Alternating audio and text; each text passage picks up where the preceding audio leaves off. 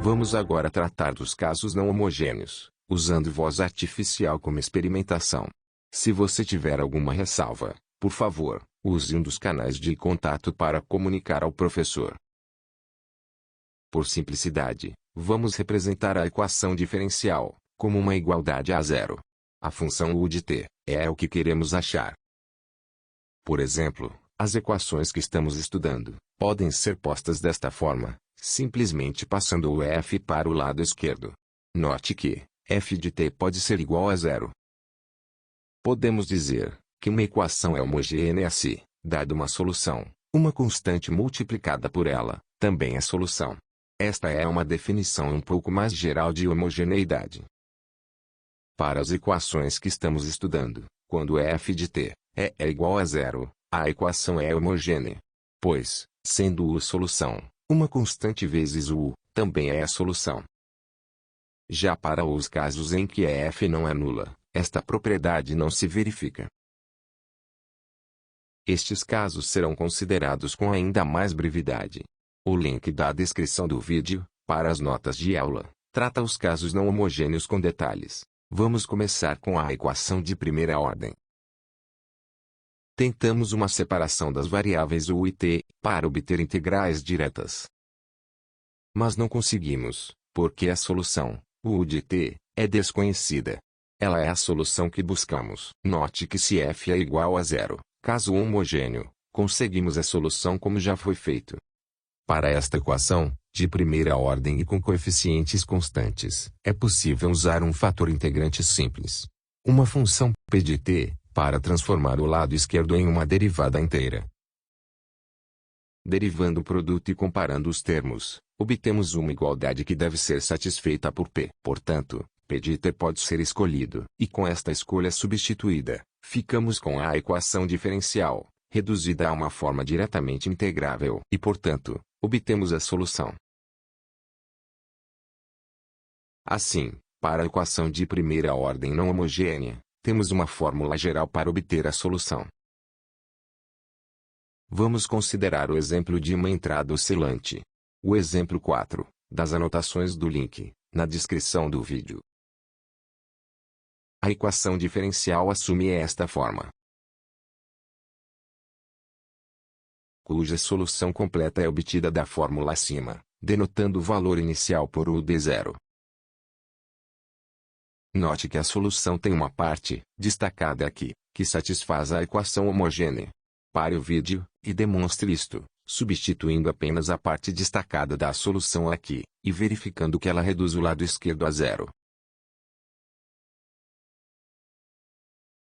É claro que a parte restante da solução deve satisfazer a igualdade, resultando, não em zero, mas em f de t, igual a x0, cosseno de ômega 0t. Esta parte é chamada de solução particular. Verifique isto também, usando a informação sobre a fase φ. Os detalhes da derivação estão nas notas de aula do link. Esta separação da solução, em uma parte homogênea e outra particular, é uma característica geral de equações diferenciais lineares. Também acontece com as de segunda ordem que estamos estudando. Outra decomposição, mais importante para aplicações, focaliza no tempo de prevalência de cada um desses termos. Por causa das exponenciais decrescentes, uma parte da solução, chamada de transiente, decai com o tempo. Outra, chamada de estacionária, prevalece. Não daremos importância aqui à separação em homogênea e não homogênea.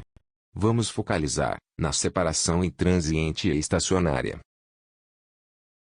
No caso de primeira ordem exposta aqui, notamos uma coincidência dos dois tipos de decomposição. Então seria apenas uma questão de nomenclatura.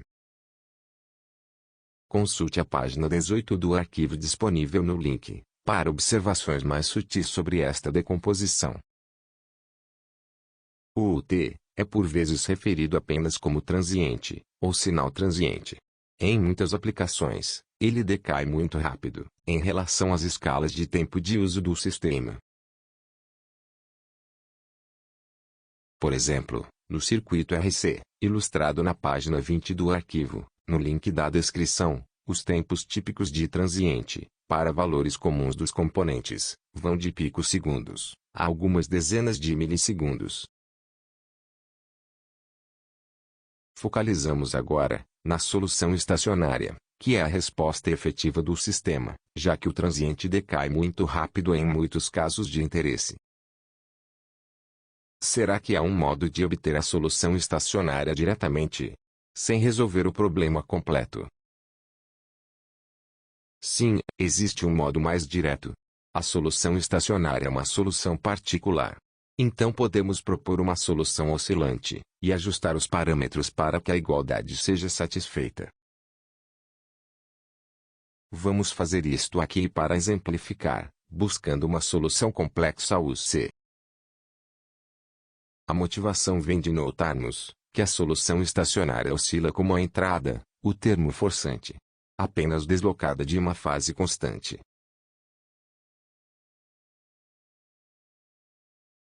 Portanto, propomos uma solução complexa que oscila com a mesma frequência, com fase e amplitude reais a serem determinadas por substituição. Se conseguirmos determinar uma solução assim, esta será uma solução particular. Substituindo o C na equação diferencial, e efetuando a derivada temporal, obtemos uma equação algébrica, que pode ser resolvida sem dificuldade. Note que, como α é real, podemos impor esta condição, fazendo com que o módulo de α seja igual a α. A fase é obtida, igualando a fase de α a zero. Obtemos o resultado, tomando a parte real da solução complexa. Para ilustrar como este método funciona também para os casos de segunda ordem, vamos aplicá-lo a este exemplo, da página 54, das anotações no link do vídeo. Aplicando a lei de Kirchhoff, para a soma de tensões deste circuito, obtemos a igualdade à direita. O índice C, na corrente e na carga, indica uma solução complexa, da qual tomaremos a parte real para obter o resultado. Derivamos a equação. A derivada temporal da carga, no capacitor, neste circuito, é a própria corrente na malha. Obtemos uma equação de segunda ordem. Tentamos uma solução oscilante, com amplitude e fase a determinar, como fizemos no caso de primeira ordem. Substituindo IC na equação ordinária, e efetuando as derivadas, obtemos uma equação algébrica simples. Dividindo por e ômega zero, e chamando de VC a tensão de entrada complexa, obtemos uma relação linear entre a tensão de entrada e a corrente na malha. Chamamos de impedância ao número complexo entre parênteses. A impedância é uma extensão do conceito de resistência, pois também relaciona linearmente tensão e corrente, no regime estacionário. É um conceito importante, porque, como as resistências, as impedâncias associam-se em paralelo, ou em série. Isto decorre das duas leis de Kirchhoff, e da álgebra dos números complexos, que é basicamente a mesma que a dos reais. Estes pertencem ao conjunto dos complexos. Obter soluções estacionárias em circuitos mais complicados fica simplificado, porque podemos associar impedâncias em série, ou em paralelo, como fazermos com as resistências. A tensão de saída, definida aqui como a tensão sobre o resistor, é obtida pelo produto da resistência pela corrente. Tomando a parte real do resultado, obtemos a solução estacionária, mostrada de forma explícita aqui.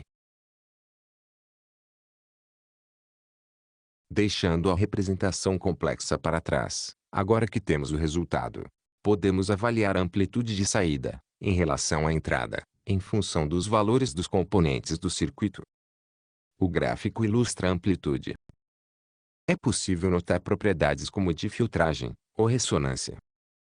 Podemos otimizar o funcionamento do sistema para um fim específico. O texto do link, na descrição do vídeo, expande bastante a discussão.